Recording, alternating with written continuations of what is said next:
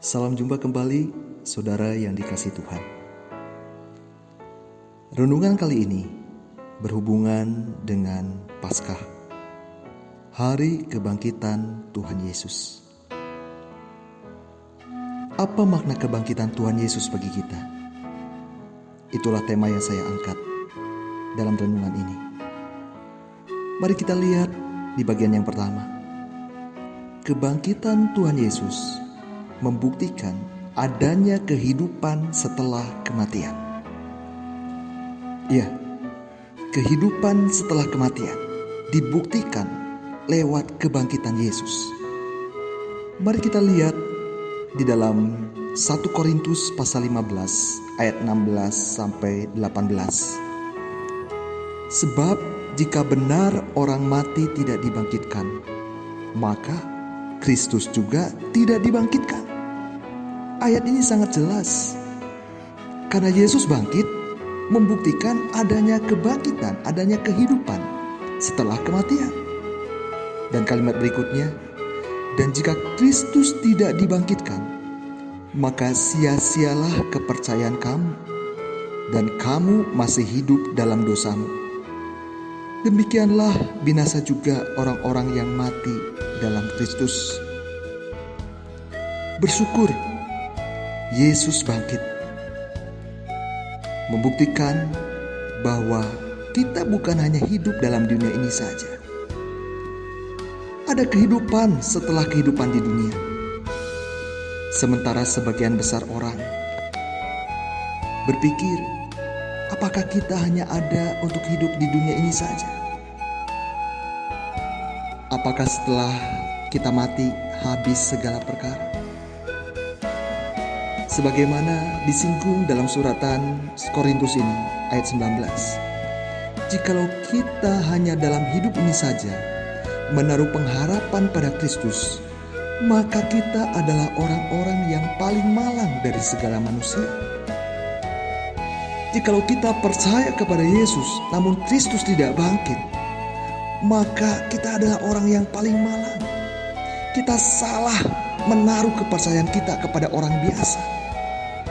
Tetapi justru puji Tuhan, Yesus bangkit. Kita tidak salah dalam menaruh kepercayaan kita. Seandainya Yesus tidak bangkit, tidak ada kehidupan setelah kematian. Seandainya Yesus tidak bangkit, sia-sialah iman kita. Seandainya Yesus tidak bangkit, maka kita hidup, cukup kita nikmati kehidupan di dunia ini saja. Sebagaimana ayat 32 dikatakan, jika orang mati tidak dibangkitkan, maka marilah kita makan dan minum, sebab besok kita mati. Tetapi faktanya, Yesus telah bangkit, membuktikan adanya kehidupan setelah kematian. Setelah kita tinggalkan dunia ini, ada kehidupan lain yang akan kita songsong.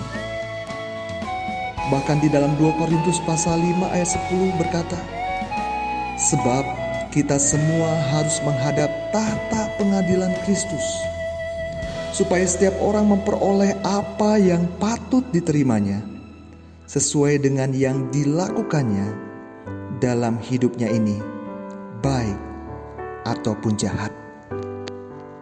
Setelah kita mengakhiri hidup di dunia ini saja, bukan berarti selesai segala sesuatunya.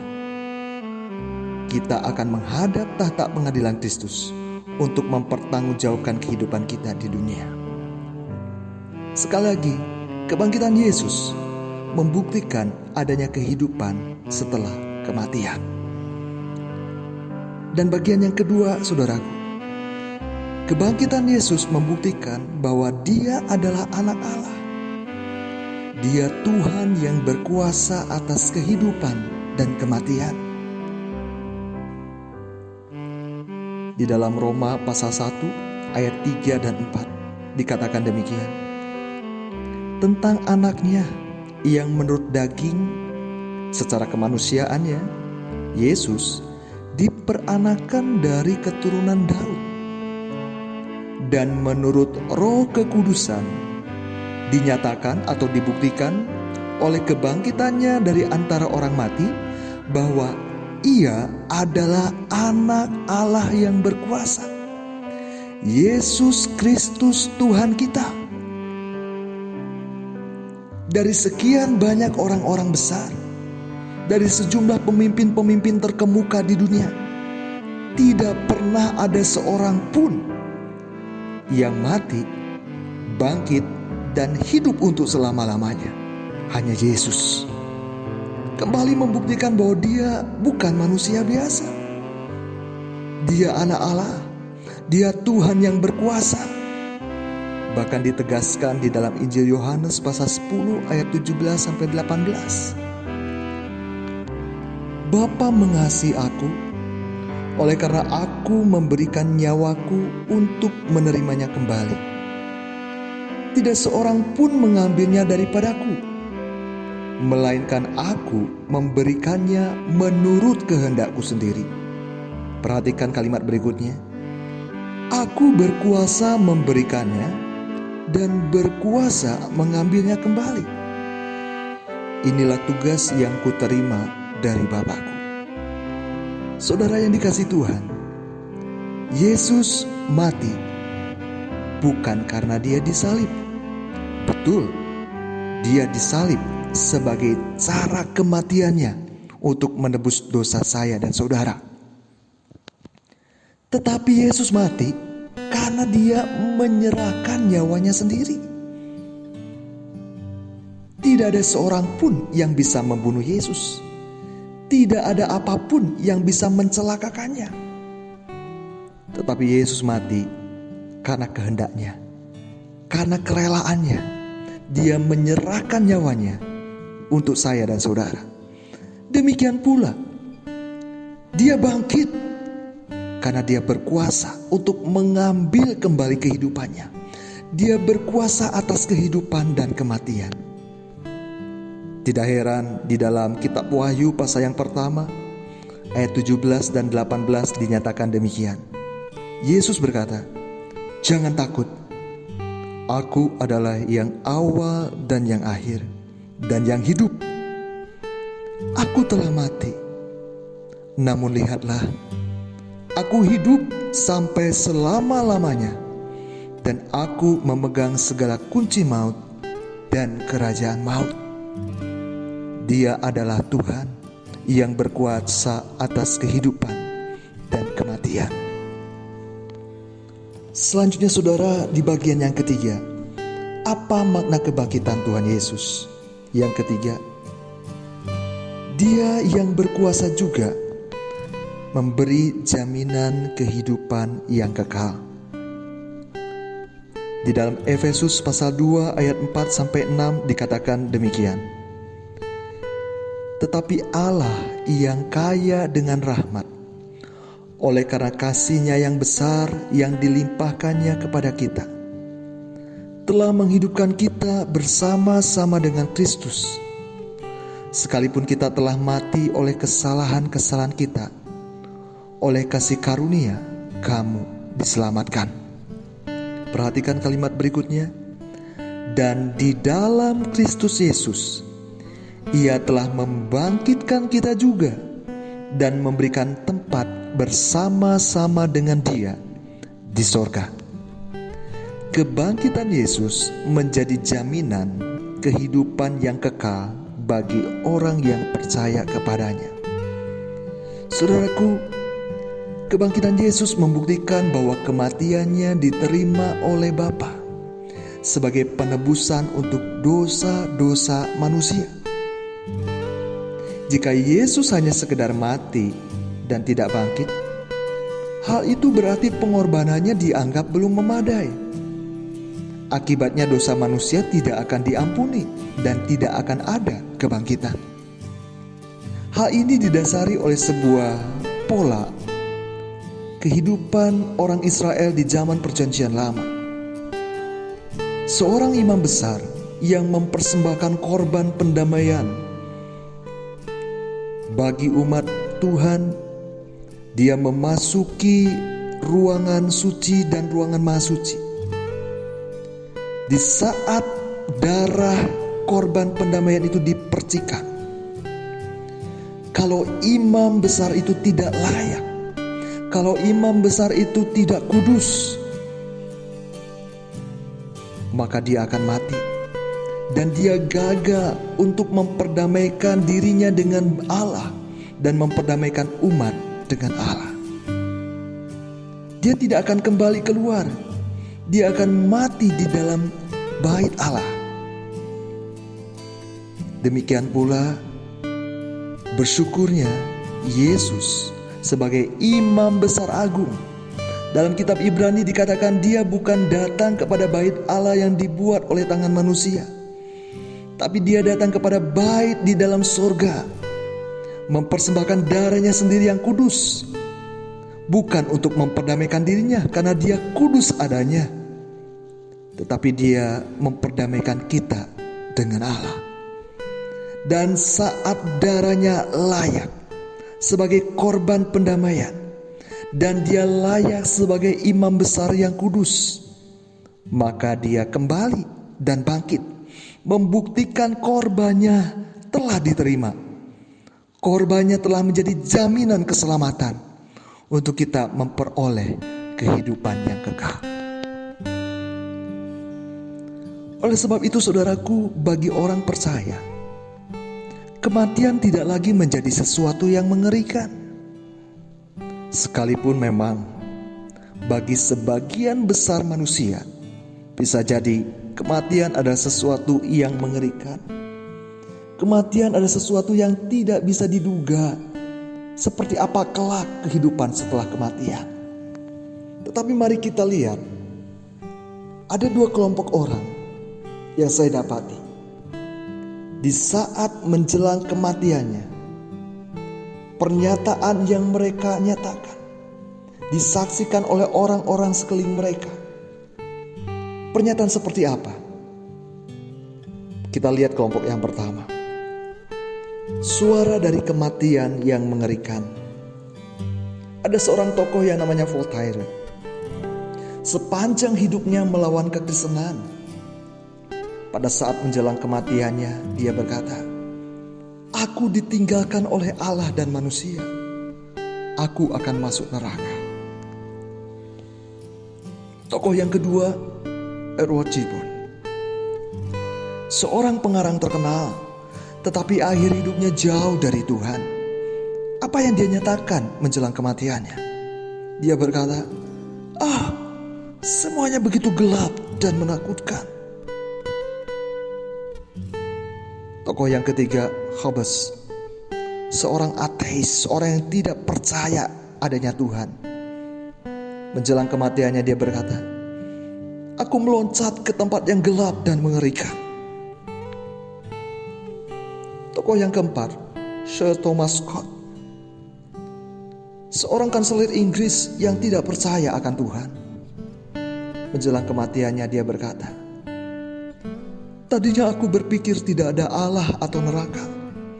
Tetapi kini aku tahu bahwa keduanya benar-benar ada.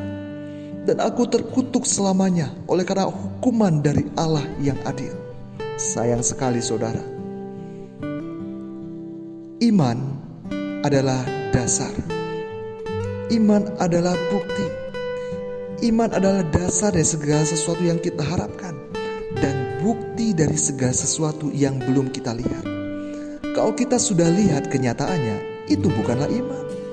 Dia baru menyadari ketika dia melihat bahwa neraka itu ada, bahwa Tuhan itu ada. Tetapi sudah terlambat, karena itu bukan lagi iman. Dan dia terhilang dalam hukuman yang kekal.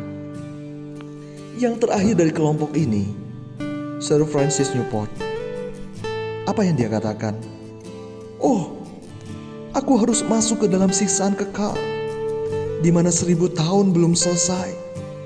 Bahkan jutaan tahun pun tidak akan membawa diriku ke akhir siksaan itu. Kekekalan. Alangkah mengerikan penderitaan neraka itu. Saudaraku yang dikasihi Tuhan, betul. Bagi sebagian orang, kematian adalah sesuatu yang mengerikan. Ketika kematian membawa mereka kepada penghukuman yang kekal. Tetapi mari kita lihat kelompok yang kedua. Suara dari kematian yang indah. Tokoh yang pertama bernama Dia Modi, seorang penginjil yang sangat termasyhur, salah satu tokoh kebangunan rohani di Amerika pada masanya. Dia pernah membangkitkan lewat doanya dan kuasa Tuhan bekerja seorang yang sudah mati hidup kembali. Apa yang dia katakan menjelang kematiannya?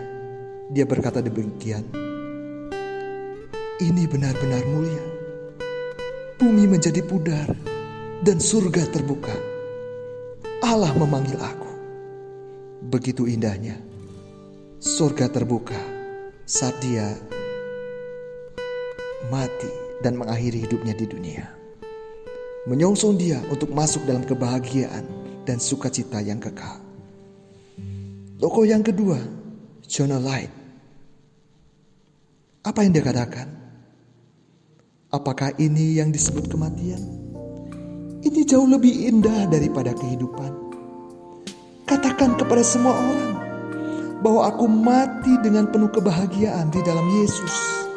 Sebuah kesaksian yang sangat indah. Tokoh yang ketiga, Martin Luther, seorang tokoh reformasi gereja. Apa yang dia katakan menjelang kematiannya? Allah kita adalah sumber keselamatan. Tuhan yang melepaskan kita dari kematian. Ke dalam tangan-Mu kuserahkan rohku. Allah kebenaran, Engkau telah menebus diriku. Kematian yang dia sambut dengan begitu tenang, karena dia tahu di balik kematian ada Yesus, ada sorga yang menantikannya. Tokoh berikutnya, Sir David Brewster. Apa yang dia katakan menjelang kematiannya? Aku akan melihat Yesus sebagaimana ia ada. Aku telah memiliki terang itu bertahun-tahun lamanya. Dan betapa cemerlangnya cahaya itu. Aku merasa begitu nyaman dan sejahtera. Sungguh kematian bagi orang percaya adalah hal yang indah. Tidak ada sama sekali hal yang mengerikan. Karena Yesus sang terang itu menyambut kita. Dan yang terakhir, Philip Hagen. Apa yang dia katakan di saat-saat dari akhir hidupnya di dunia?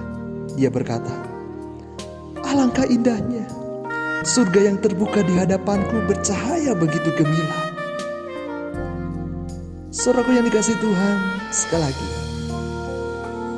bagi orang yang percaya kepada Yesus, kematian bukanlah sesuatu yang mengerikan. Mengapa? Karena kebangkitan Yesus memberikan kejaminan akan kehidupan yang kekal. Berikutnya, apa makna kebangkitan Tuhan Yesus bagi kita? Yang keempat, kebangkitan Yesus membuktikan Dia berkuasa menggenapi perkataannya. Kita lihat di dalam Injil Matius pasal 16 ayat 21.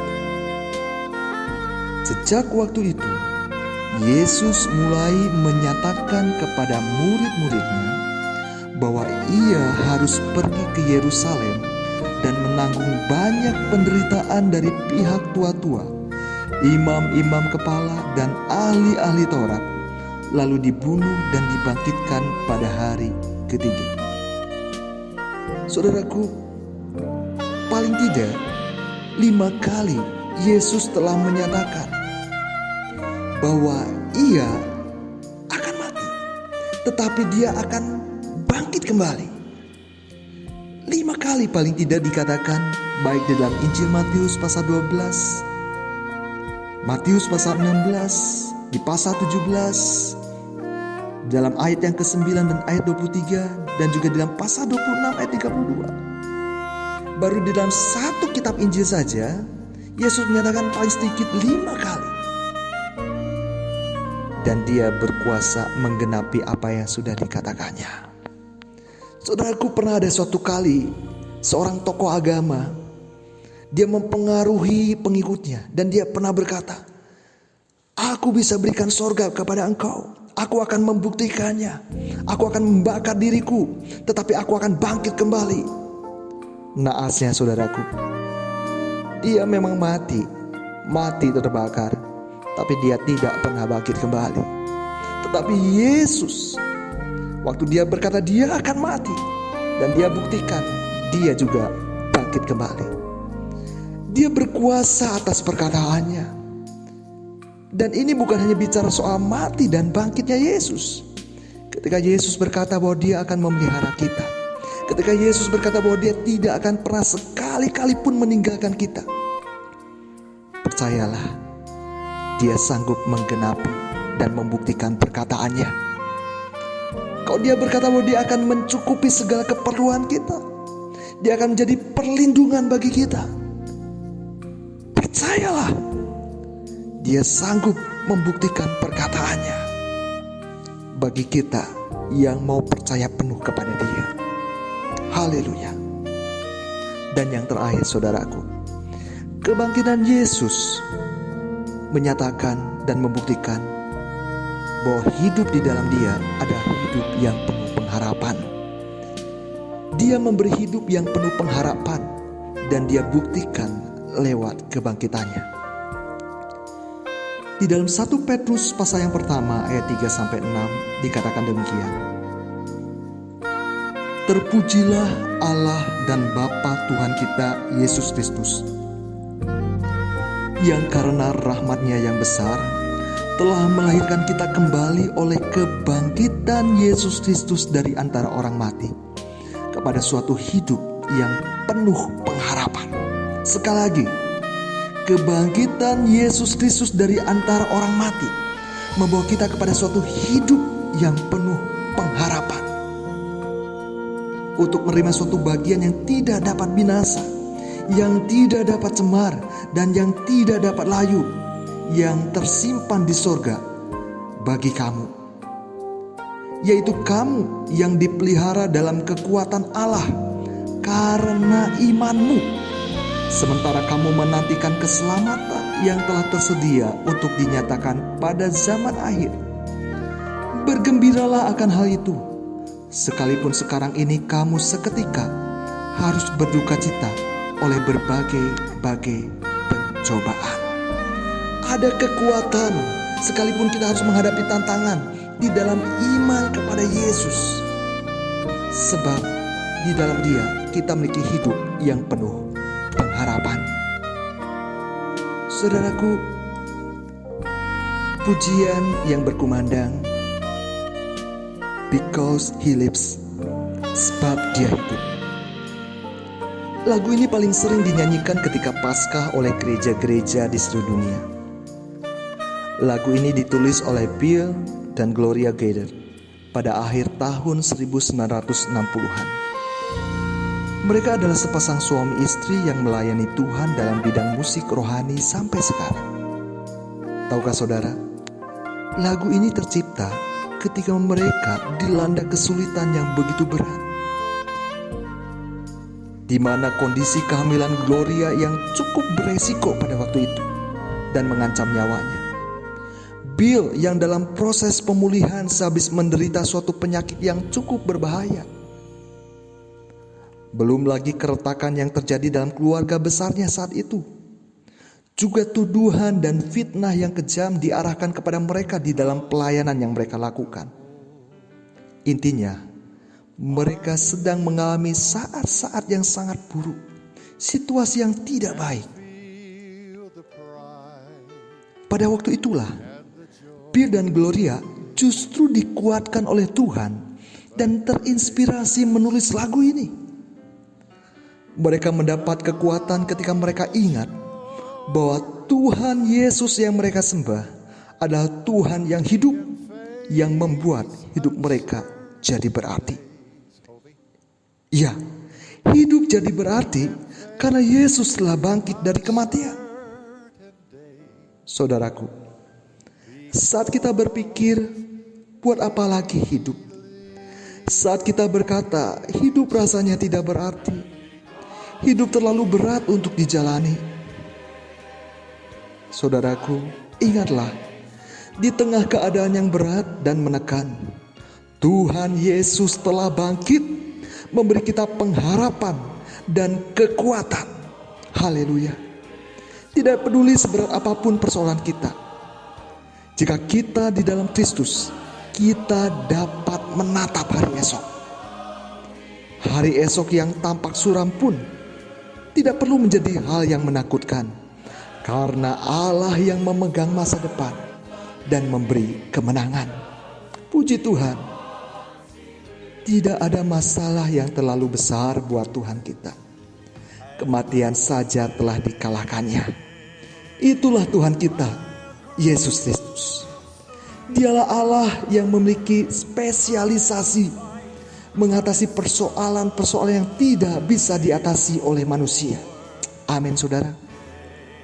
Karena itu, bersama-sama Bill dan Gloria Gaynor serta jutaan pengikut Kristus di seluruh bumi saat ini, kita bisa bilang, because he lives, I can face tomorrow. Sebab dia hidup, ada hari esok.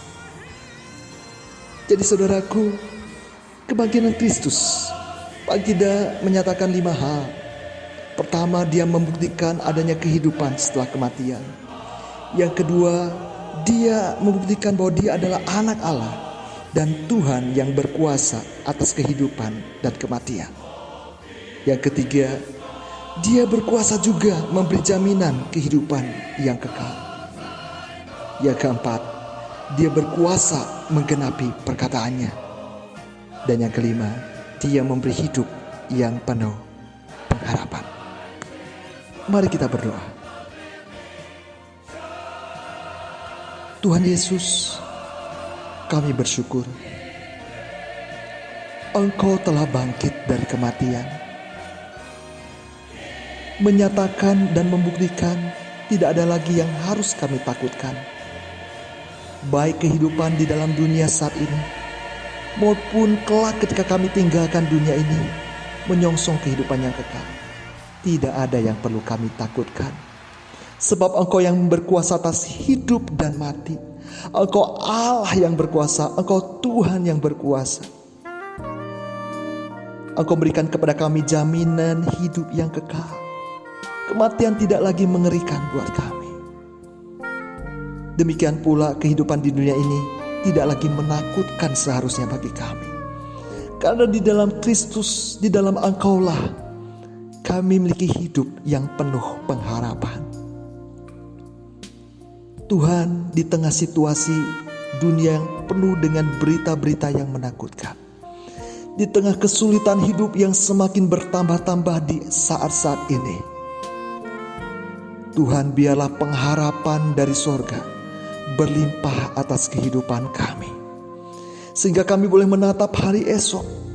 Kami boleh menyongsong hari esok dengan kepastian, dengan keyakinan, sebab Dia hidup, sebab Engkau hidup, sebab Yesus hidup.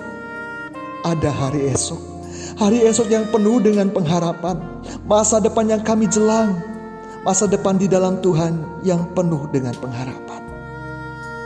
Karena itu saudara, saat ini engkau yang mungkin letih, engkau yang mungkin merasa putus asa menghadapi kehidupan saat ini, engkau merasa tidak berdaya, engkau lelah menjalani hari-harimu, engkau merasa sudah sepertinya selesai, tidak ada lagi arti dalam hidupmu, engkau merasa hidupmu tidak lagi berarti.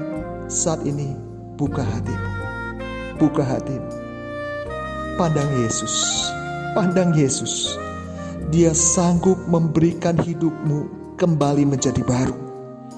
Hidup yang tidak berarti, Dia ubah menjadi hidup yang berarti, hidup yang berpengharapan. Sambut Dia. Biarlah Dia berkuasa atas hidupmu. Biarlah Dia menjadi Tuhan atas hidupmu. Engkau akan memiliki hidup yang penuh pengharapan. Puji Tuhan. Terima kasih Tuhan. Kami bersyukur. Kami berdoa di dalam nama Tuhan Yesus Kristus. Haleluya. Amin. Demikian saudaraku renungan kali ini. Kiranya menjadi berkat. Selamat Hari Paskah. Sampai berjumpa kembali di renungan selanjutnya. Tuhan Yesus memberkati.